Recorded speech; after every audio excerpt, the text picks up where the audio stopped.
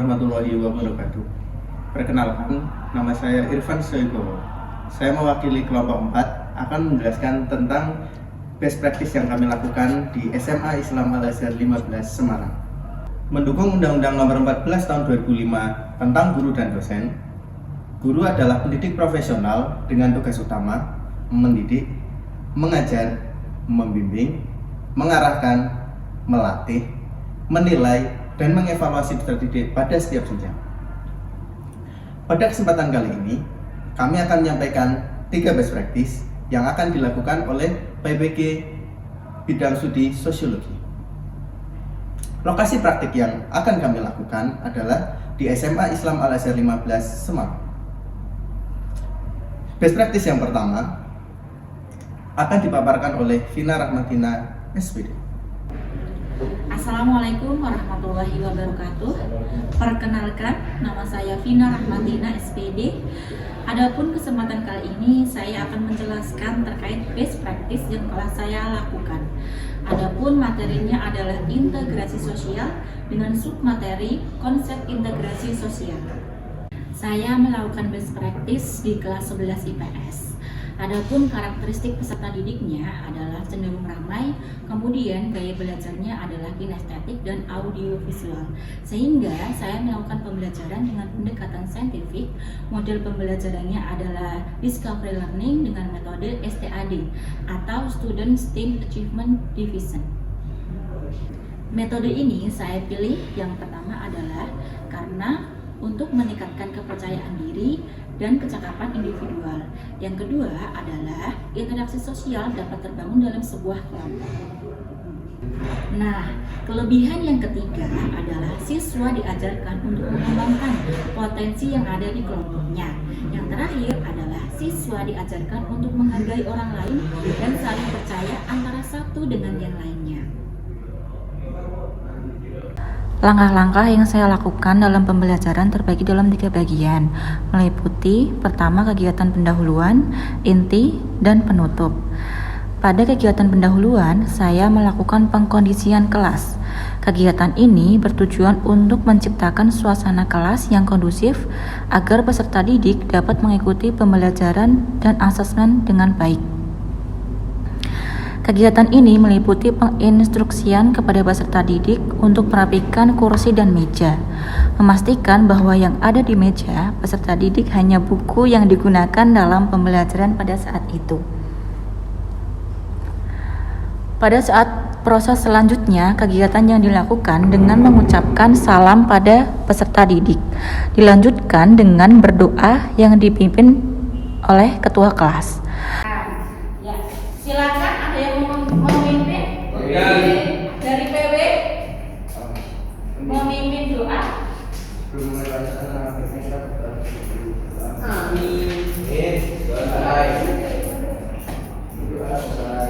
Kemudian saya melakukan presensi untuk memastikan kehadiran peserta didik. Setelah itu melakukan presensi. Setelah itu persepsi dilakukan untuk membangun motivasi dan mengenalkan sedikit terkait materi sebelum pembelajaran dilakukan. Yang kedua adalah kegiatan inti. Kegiatan inti dibuka dengan menyampaikan imtak.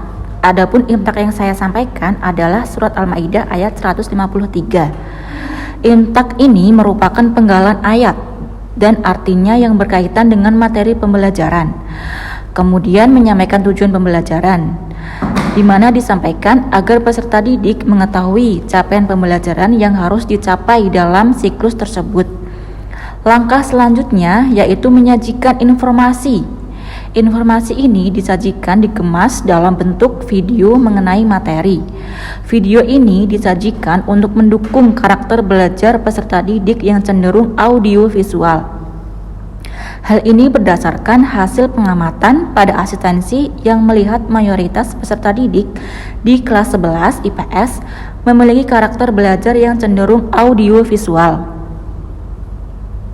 Langkah selanjutnya adalah mengorganisasikan peserta didik dalam kelompok belajar. Kelompok belajar ini dibagi sesuai dengan kompetensi yang dimiliki oleh peserta didik. Hal ini dilakukan agar setiap kelompok memiliki kekuatan yang merata. Peserta didik yang telah terbentuk dalam kelompok kemudian diberi instruksi untuk melakukan sebuah permainan. Dalam permainan ini, setiap kelompok bebas memilih sebuah kertas yang berisi pertanyaan, dan setiap pertanyaan memiliki bobotnya tersendiri. Pertanyaan yang diberi meliputi pertanyaan yang pada tingkat LOTS dan HOTS. Semakin sulit pertanyaan, poin yang akan didapatkan oleh siswa akan semakin tinggi.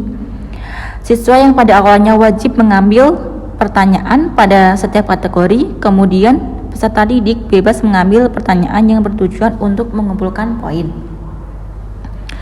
Hal ini dilakukan agar meningkatkan minat dan motivasi belajar peserta didik, sebab pembelajaran cenderung bersifat kompetisi.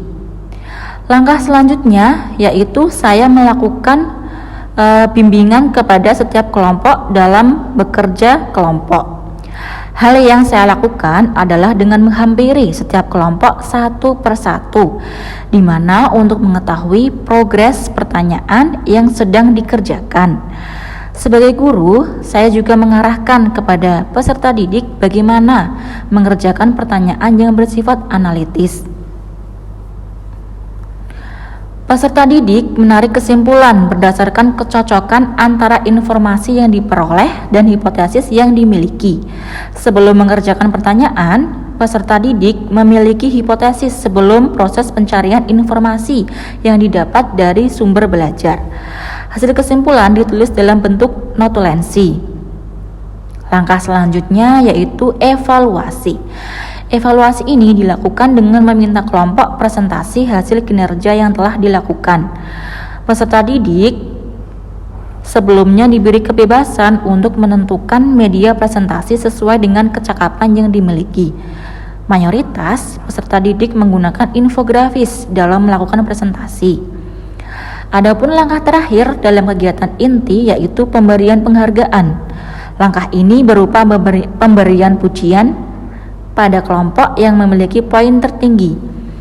Pada kelompok yang memiliki poin terendah, mereka diinstruksikan untuk memberi tahu kendala yang dialaminya.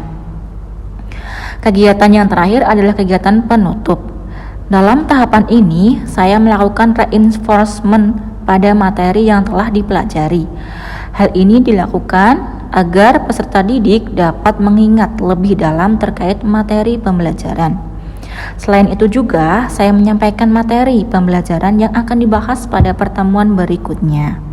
Best practice yang kedua akan dipaparkan oleh Siti Muhaya, SPD. Oh, aku takut nonton ayah. Lihat ini. Aku langsung keluar mau beli buku. Ya, jadi sama ayah.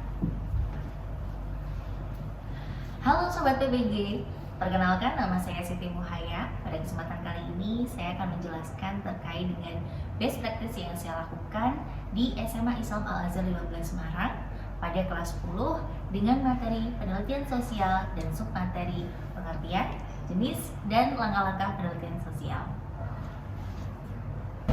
Pembelajaran dilakukan dengan pendekatan saintifik dengan model pembelajaran discovery learning dengan metode pembelajaran tim scheme turnamen yang dipadupadankan dengan metode pembelajaran tim assist individualization.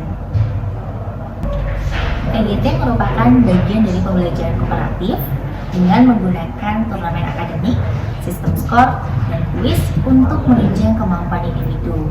Nah, penggunaan PGT ini nantinya masing-masing dari peserta didik akan maju mewakili kelompoknya untuk mengerjakan soal yang sudah disiapkan guru di depan kelas.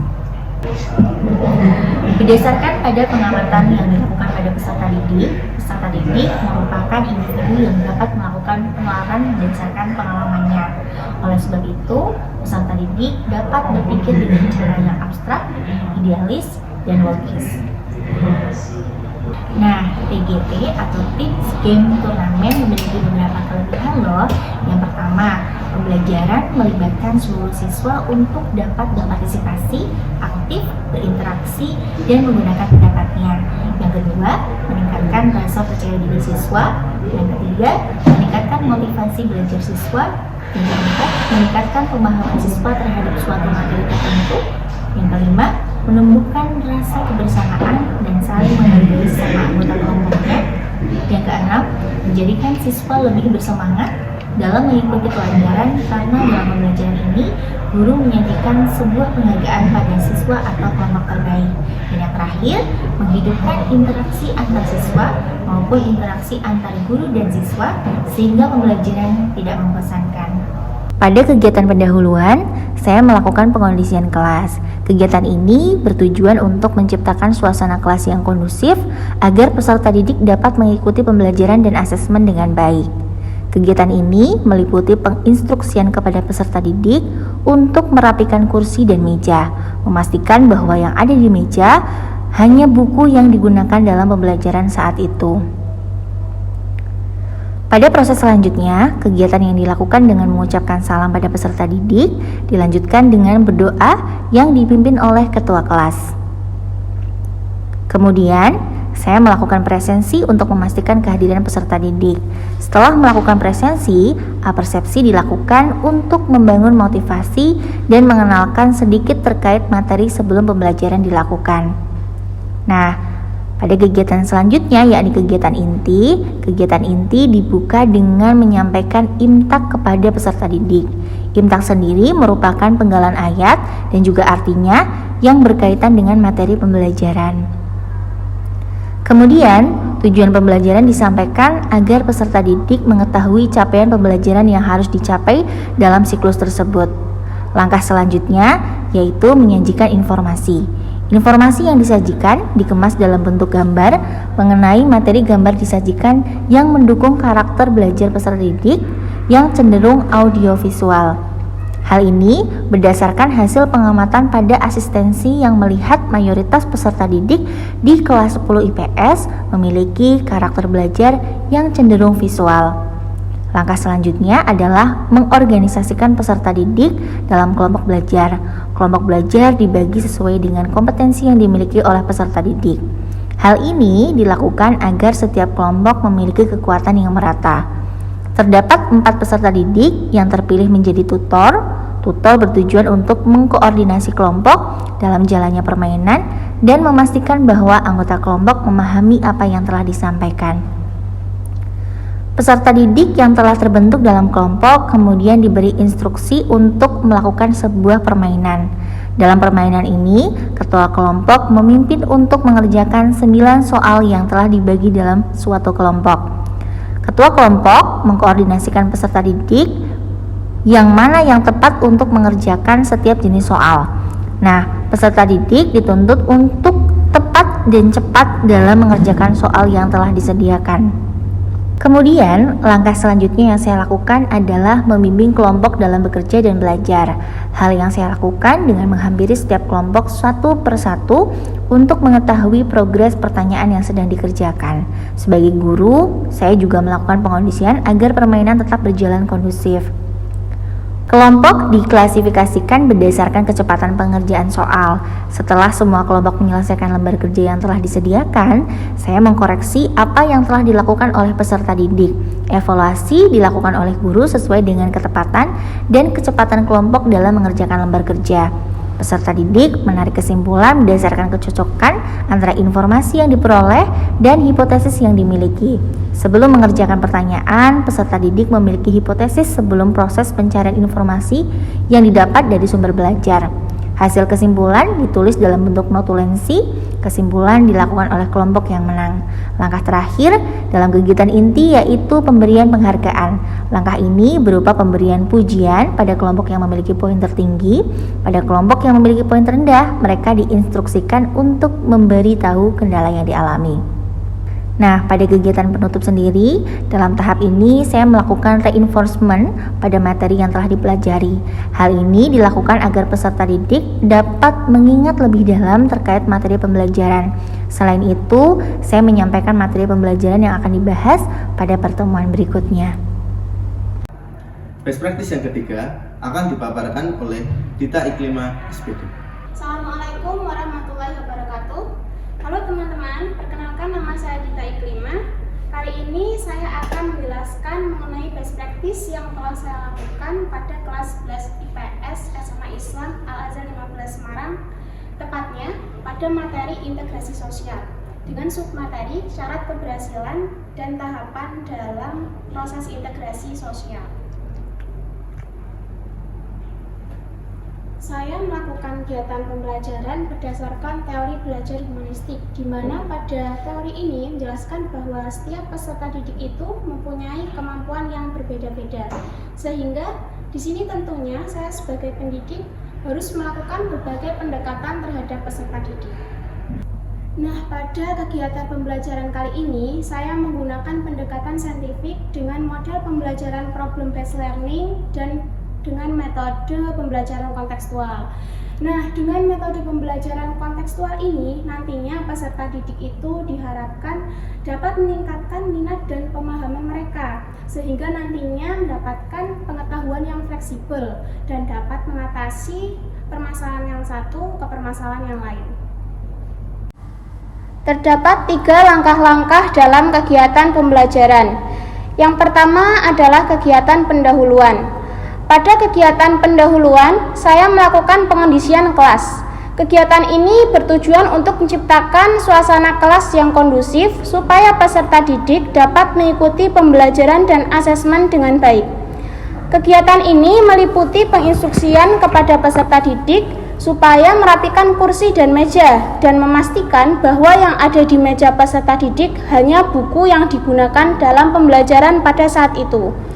Pada proses selanjutnya, kegiatan yang saya lakukan adalah dengan mengucapkan salam pada peserta didik yang dilanjutkan dengan berdoa yang dipimpin oleh ketua kelas. Kemudian, saya melakukan presensi untuk memastikan kehadiran peserta didik. Setelah melakukan presensi, saya melakukan apersepsi yang dilakukan untuk membangun motivasi dan mengenalkan sedikit terkait materi sebelum pembelajaran dilakukan. Apersepsi ini dilakukan untuk melakukan pengaktifan pengetahuan yang telah ada pada peserta didik, yang mana biasa disebut dengan activating knowledge. Yang kedua adalah kegiatan inti. Kegiatan inti dibuka dengan menyampaikan imtak yang pada saat itu adalah Quran Surat Al-Mumtahanah ayat 8. Imtak merupakan penggalan ayat dan artinya yang berkaitan dengan materi pembelajaran. Kemudian, saya menyampaikan tujuan pembelajaran yang disampaikan supaya peserta didik mengetahui capaian pembelajaran yang harus dicapai dalam siklus tersebut. Langkah selanjutnya yaitu menyajikan informasi. Informasi yang disajikan dikemas dalam bentuk video mengenai materi pembelajaran. Video disajikan untuk mendukung karakter belajar peserta didik yang cenderung audiovisual.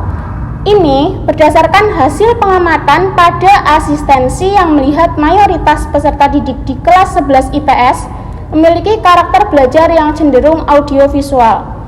Hal ini dilakukan untuk memberikan pengetahuan baru pada peserta didik, yang mana pada tahap ini disebut acquiring knowledge. Setelah ditayangkan video mengenai materi, saya sedikit menjelaskan konsep mengenai integrasi sosial dan implementasinya secara konkret. Ini bertujuan agar peserta didik memperkuat pengetahuan yang baru. Tahap ini merupakan understanding knowledge. Kemudian, pada tahap selanjutnya, peserta didik dihimbau untuk menyaksikan video kembali berupa film pendek yang berjudul Ke Jogja. Film ini bercerita tentang seorang perempuan yang mencoba beradaptasi dan menyatu pada masyarakat Jogja. Perempuan tersebut mengalami hambatan karena adanya ketegangan budaya yang dialaminya. Perbedaan budaya yang dimiliki perempuan tersebut dan budaya Jogja membuat perlunya kompromi supaya tercipta integrasi sosial. Kemudian, peserta didik dibentuk kelompok secara random. Peserta didik diminta untuk mengaitkan proses langkah-langkah integrasi yang ada di sumber belajar mereka. Tahap ini biasa disebut dengan applying knowledge. Setelah peserta didik menyelesaikan lembar kerja yang telah diberikan terkait langkah integrasi sosial yang dikaitkan dengan film pendek tersebut, mereka diinstruksikan untuk memaparkan lembar kerja yang telah dikerjakan. Setelah dilakukan pemaparan pada perwakilan kelompok, seluruh peserta didik diharuskan melakukan refleksi bagaimana materi langkah-langkah integrasi berlaku pada kehidupan secara nyata. Tahap ini disebut sebagai reflecting knowledge. Yang ketiga adalah mengenai kegiatan penutup. Dalam tahapan ini, saya melakukan reinforcement pada materi yang telah dipelajari. Hal ini dilakukan supaya peserta didik dapat mengingat lebih dalam terkait materi pembelajaran. Selain itu, saya menyampaikan materi pembelajaran yang akan dibahas pada pertemuan berikutnya.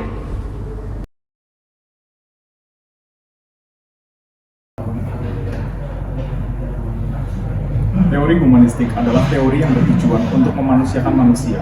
Artinya, perilaku tiap orang ditentukan oleh orang itu sendiri dengan memahami manusia terhadap lingkungan dan dirinya sendiri.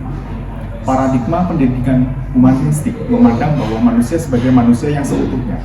Hal ini berarti manusia dianggap makhluk ciptaan Tuhan dengan fitrah-fitrah yang diberikan. Kemudian, ketika best practice ini akan menjelaskan bagaimana sintak atau susunan-susunan langkah-langkah pendidikan yang diajarkan pada peserta didik menggunakan pendekatan atau teori belajar humanistik. Oleh sebab itu, pendidik harus melakukan berbagai pendekatan yang berbeda-beda pada setiap peserta didik. Nah, itulah best practice yang telah kami paparkan. Kesimpulannya adalah yang pertama, pentingnya pemahaman kerangka teori belajar dalam memahami peserta didik. Yang kedua adalah pentingnya melakukan profiling pada peserta didik sebelum melakukan pembelajaran dan asesmen. Yang ketiga adalah best practice yang telah dilaksanakan berjalan dengan baik, walaupun perlu rencana tindak lanjut agar pembelajaran dan asesmen lebih menjadi optimal. Sekian video dari kelompok kami, semoga bermanfaat. Terima kasih. Wassalamualaikum warahmatullahi wabarakatuh.